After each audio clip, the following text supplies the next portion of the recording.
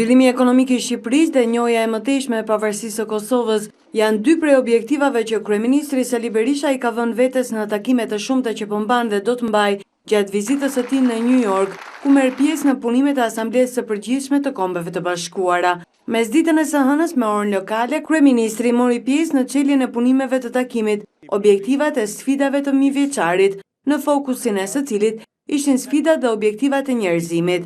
Gjatë kësaj seance, kreu i ekzekutivit u takua me personalitete të shumta botërore, siç është presidenti francez Nicolas Sarkozy, homologët e tij belg Yves Le Terme, ai bullgar Bojko Borisov, portugezi Jose Sokrates, presidenti turk Abdullah Gül dhe ministrat e jashtëm spanjoll dhe ai francez. Gjatë këtyre takimeve, Berisha e paraqiti Shqipërinë si shembullin më të suksesshëm në realizimin e objektivave të mijëvjeçarit.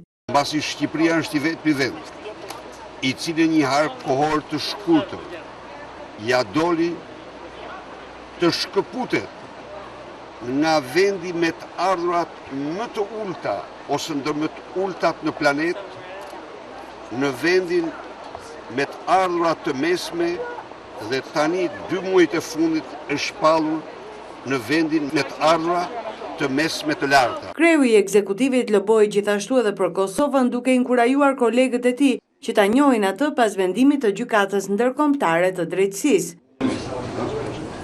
Berisha u takua gjithashtu edhe me presidentin kosovar Fatmir Sejdiu dhe kryeministrin Hashim Thaçi. Ekziston një predispozitë plotë për të vendosur pozitivisht. Ky ishte premtimi që mora nga kryeministri e Bangladeshit, nga presidenta e Kenjas, të cilët më siguruan mua se e kanë në shqyrtim çështjen dhe se edhe faktorë të tjerë kanë ndërhyrë në këtë drejtim. Gjatë takimit me presidentin francez Sarkozy, Berisha mori premtimin për një vizitë të shpejtë të kreut të Elizes në vendin ton.